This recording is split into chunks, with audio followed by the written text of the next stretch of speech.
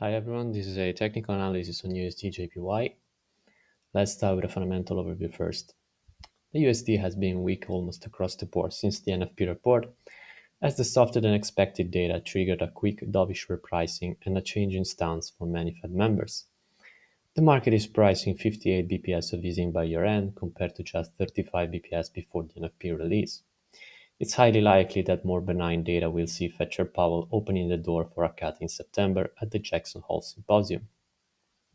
The focus now turned to the US CPI report due tomorrow. The recent Fed speak suggests that a rate cut in September might be unavoidable, so we might need very hot inflation data to change their mind, and of course a good NFP report in September.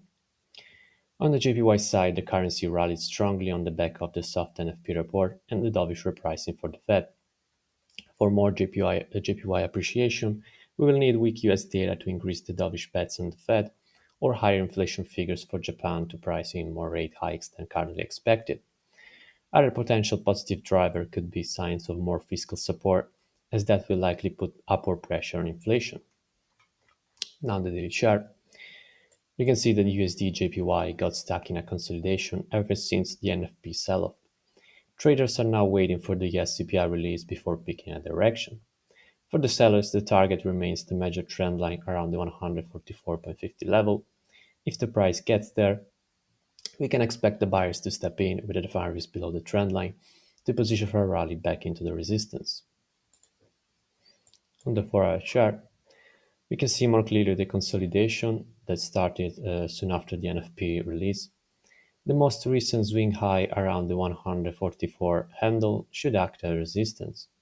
The buyers will want to see the price breaking higher to pile in for a rally back into the 151 handle, while the sellers will look to lean on this resistance to position for a drop into the major trend line. On the 1 hour chart, there's not much else we can add here, as traders will likely continue to play the range until we get a breakout on either side. In any case, waiting for the CPI release would be a better idea from a risk management perspective. These red lines define the average daily range for today.